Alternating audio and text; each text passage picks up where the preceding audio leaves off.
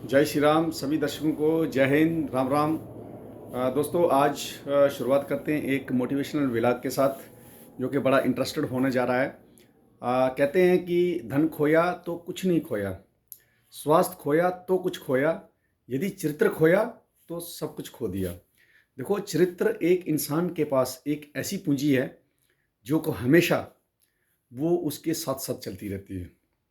चाहे आप सांस ले रहे हो, चाहे आप सांस छोड़ने के बाद भी आपका चरित्र हमेशा अमर रहेगा।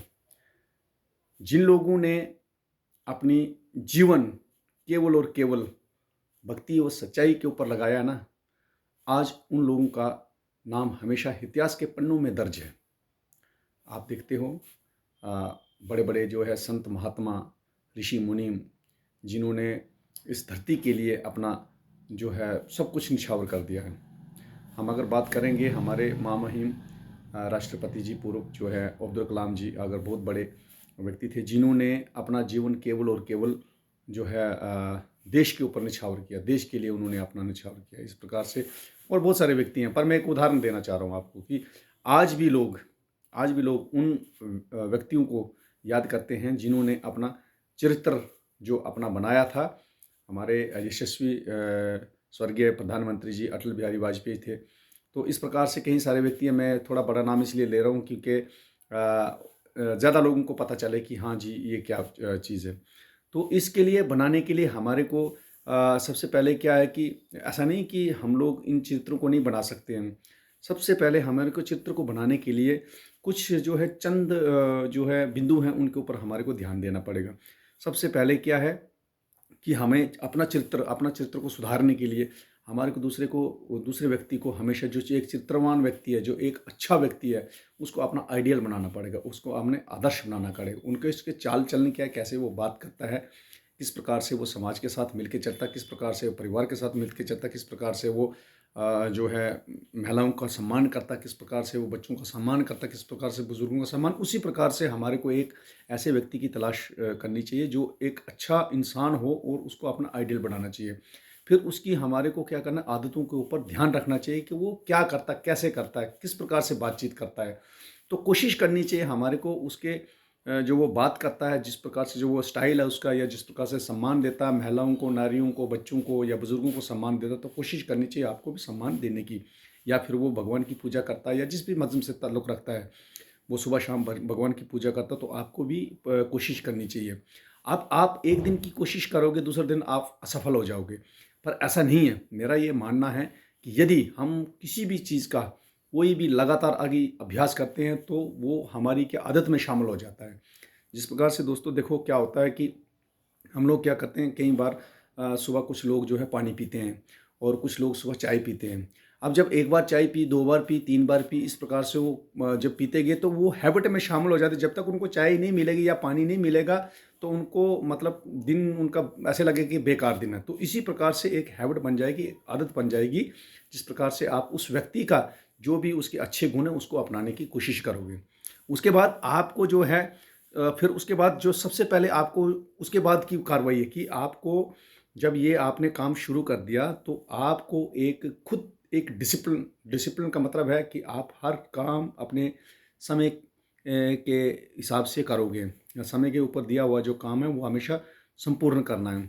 और आपका एक जो काम करने का तरीका वो समाज को पसंद आना चाहिए, समाज को लाइक करना चाहिए। आपके जो यूथ हैं, जो आपसे जो छोटे हैं, कनिष्ठ हैं, वो आपको लाइक करें कि हाँ देखो वो किस प्रकार से वो काम कर रहे। एक कहने का मतलब एक आपने उदाहरण पेश करना, एक एग्जाम्पल पेश करनी है और आपने कम शब्दों में बयान करना, ताकि आपकी जो सोच है वो हमेशा हर व्यक्ति तक पहुँचे। उसके बाद हमेशा आपको वफादार रहना। वफादार किसके प्रति रहना?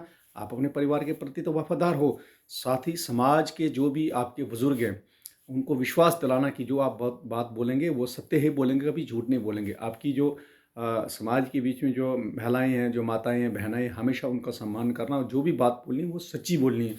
तब जाके आप एक सही और अच्छे चरित्रवान व्यक्ति बन सकते हो। उसके बाद हमेशा ईमानदारी और भरोसा। देखो, ईमानदारी बोलते हैं ना कि honesty is the best policy. मैंने अपने जीवन के बीच में मैं नहीं बोलूँगा कि मैं ज़्यादा ईमानदार हूँ, पर कोशिश की है हमेशा ईमानदारी और भरोसा जीतने की।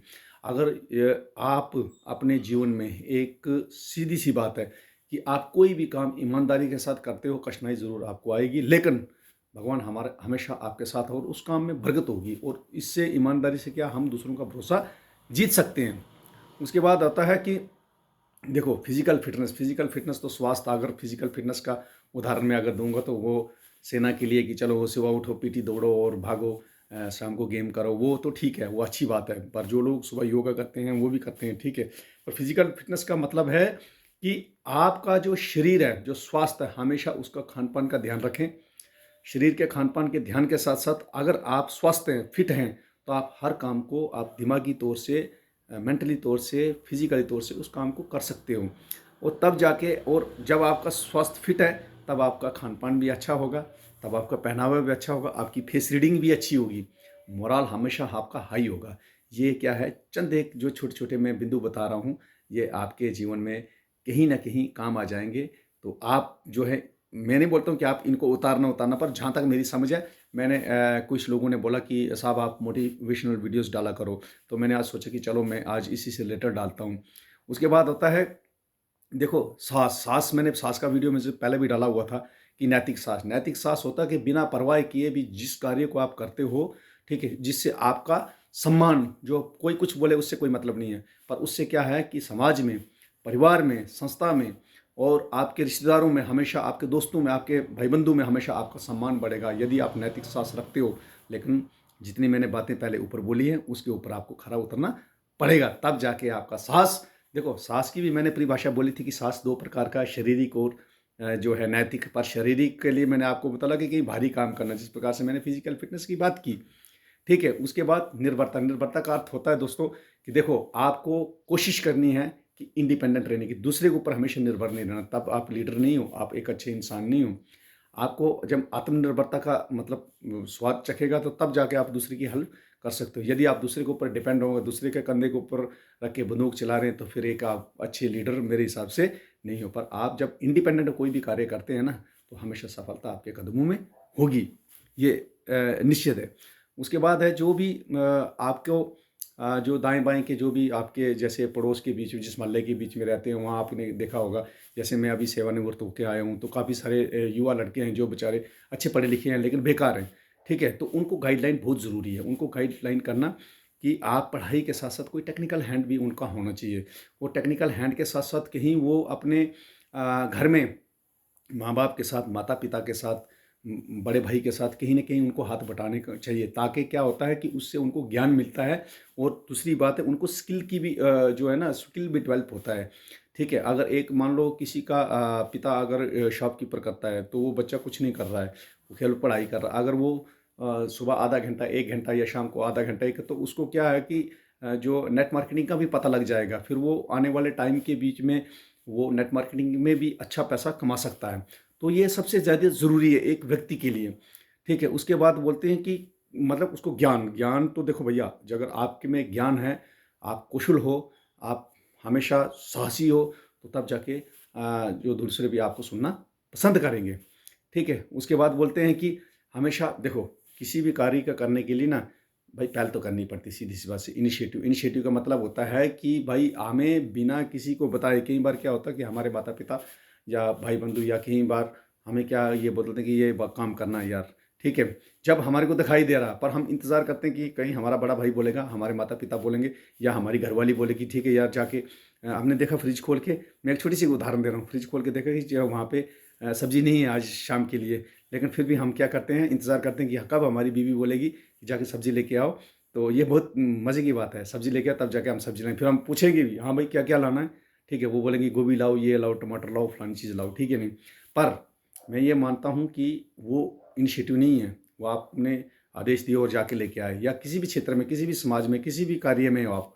मैं ये नहीं बोलता हूँ, देखो आप अगर किसी ऑर्गेनाइजेशन में भी हो तब भी आप सीनियर का इंतज़ार मत करो। आप इनिशिएटिव का अर्थ है कि आपने फ्रिज खोला, भैया देखा सब्जी नहीं है, फ्रूट नहीं है, वो चुपचाप करके जाके ले। जब बीवी आपकी फ्रिज खोले तो वो लगे कि हाँ वो आपका इनिशिएटिव, फिर आप खुश होगी, ठीक है। उसके बाद है, आप संपूर्ण रूप से तो हर एक व्यक्ति भाई 16 कला संपूर्ण नहीं होता, लेकिन कोशिश करनी है कि आपको अच्छा ज्ञान हो, निपुण हो, निडर हो, आज के वीडियो के बीच में दोस्तों मैंने केवल और केवल आपको कोशिश की है, जो मेरे पास ज्ञान था वो आपसे साझा करने की, और मुझे उम्मीद है कि आप इस ज्ञान को अच्छी तरह से देखोगे और वीडियो को लाइक करोगे, शेयर करोगे, कमेंट्स ज़रूर करना, क्योंकि कमेंट्स कभी नहीं भूलना। और अगर चैनल सब्सक्राइब करना होगा तो वो आपके ऊपर है, नहीं करना होगा तो कोई फ़र्क नहीं पड़ता है। पर हाँ, ये ज़रूर है कि मैं वीडियोज़ डालता रहूँगा। तब तक के लिए मैं आपको जय श्री राम, धन्यवाद।